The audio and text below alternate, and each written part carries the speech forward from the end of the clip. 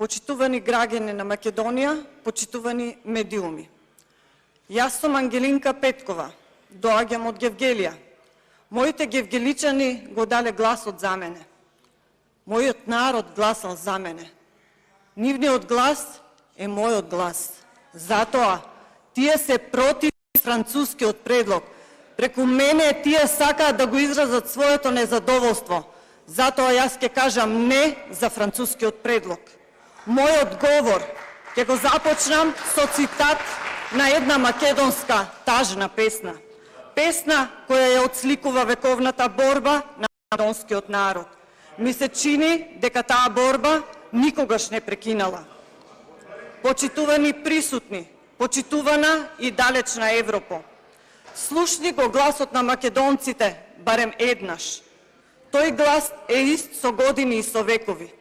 Цитира: И ние деца сме на мајката земја, на мајката земја на Македонија, на нашата земја на Македонија. И ние имаме право да живееме, како и другите, живот што живеат. И ние страдавме, гладни умиравме. Живот не жалевме, младост си дававме. За наши правдини смели умиравме. Парола имавме, смрт или слобода. Почитувани колеги, овие зборови ни се аманет, оставени од нашите предци. Не сакам да верувам дека не знаете што ни се спрема со така наречениот француски предлог. Сведоци сме за еден страшен геноцид, кој ни го припреми нашиот источен сосед заедно со Европската Унија. Зарем на овој начин треба да влеземе во Европската Унија, така понижени и обезличени? За сите земји во Европа важат закони, норми, конвенции. Само за нас, македонците, не важат никакви закони, никакви норми, никакви конвенции за човекови права. Срамот. Какви се овие двојни аршини Европа? Драги мои македонци, драг мој македонски народе, она што денес го имаме на разгледување, информација за некаков си предлог, кој не сме го виделе, ќе помине. Знаете зошто? Затоа што потrebни се само 41 глас. Оваа процедура, денес и вчера, во ова собрание е чиста фарса. Ете затоа. Во суштина и нема зошто собранието да расправа за оваа информација од страна на владата. Но таа само кај нас е возможно, затоа што едноставно така функционираме. А владата, таа само сака да се обезбеди алиби. Во оваа информација се споменуваат копенхашки критериуми кои гарантираат демократија и владење на правото. Кажете ми според кое право и според кои европски стандарди ние македонците треба да се откажеме од македонскиот јазик, историја и така обезличени да влеземе во Европската Унија. Почитувани колеги, уште еднаш ве прашувам, дали свесни што ќе гласате и што ќе потпишете, ако веќе не е потпишано и се завршено? Кажете ми каде е моето основно право на самоопределување, на јазик и на идентитет. Од ден на ден тоа право ни се одзема насилно и така, европски. Вековните идеали и борбата на нашите предци со едно ваше за ќе го фрлите во вода. Со оваа информација нема никакви гаранции дека нема да има понатамошни условувања од страна на Бугарија. Напротив, барањата ќе се множат и нема да имаат крај. Тие ќе станат дел од процесот и преступувањето и ќе добијат легална основа во пакетот на документите на Европската Унија. Тој фамозен протокол е дел од преговарачката рамка.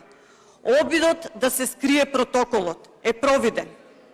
Почитувани граѓани на Македонија, точно е дека ќе се преговара за историските и образовните прашања, за споменици, учебници и рехабилитација на жртвите од комунизмот.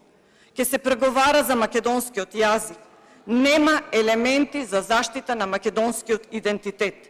Аргументите сега или никогаш, земи или остави, не се оправдани во ситуација кога идниот изглед на Европската Унија не е познат.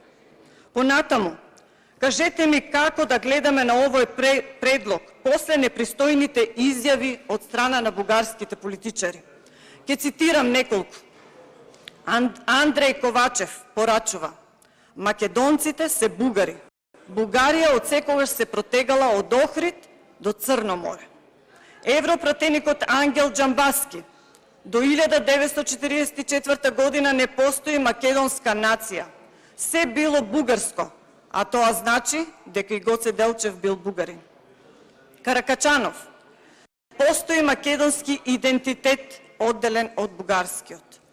Овие изјави или не ги разбирате, или се правите дека не сте ги слушнале. Ова е понижувачко за целиот македонски род, за сите борци кои го дале својот живот за слободна Македонија. И линденците, за асномците, за сите борци од Гевгелиско, за Леонид Јанков, за апостол Петков Терзиев, за Сава Михајлов, за Владо Кантарджиев од Гевгелија, кој својот живот го дал на 12 јуни 1944 година во село Страмашево, Кавадаречко, каде бил убиен од бугарскиот фашистички окупатор. За нашите баби и дедовци, за моите дедо и баба. Заборавивте дека сме генерација која растевме со нив и носиме спомени од нивните раскажувања. Не, не и не. Нема да гласам за никаква информација. Нема да гласам за никаков предлог. Ке удри утринската зора, мој македонски народе. Бидете сигурни во нас, а за другите не можам да кажам. Народот ке суди. Да живее Република Македонија. А оваа информација што ни ја нудите, за мене не значи ништо. Еден обичен лист хартија. Марија Петрушева.